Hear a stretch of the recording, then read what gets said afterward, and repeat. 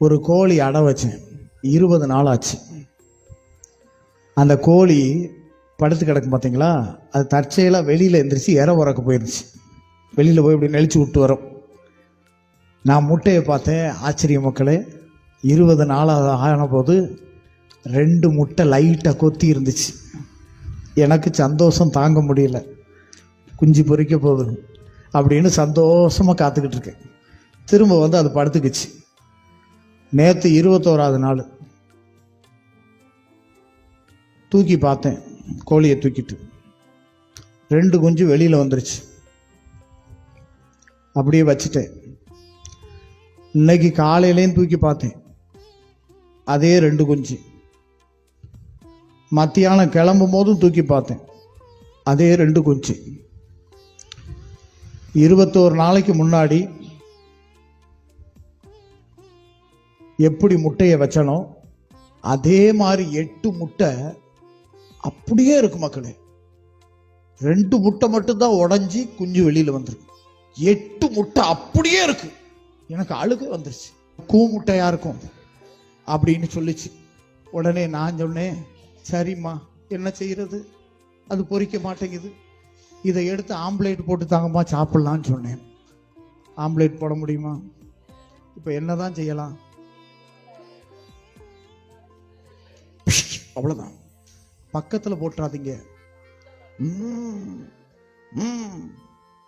இத்தனை முட்டைகள்.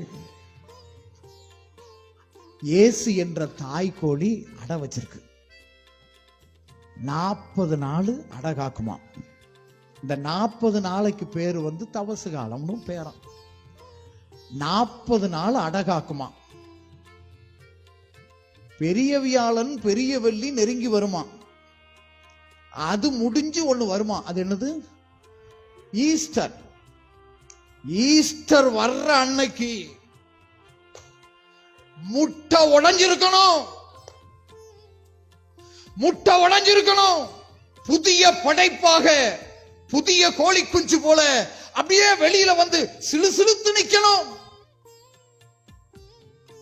அப்படி நிக்காம சாம்பல் புதனுக்கு முந்தின நாள் அது எப்படி இருந்துச்சோ அதே மாதிரி அப்படியே அசையாம இருந்தா, அதே பகை உணர்வு, அதே கெடுதல் சிந்தனை, அதே கெட்ட பேச்சு, அதே பொரணி, அதே குடி, அதே கூத்தாட்டம் எல்லாம் இருந்துச்சுன்னா,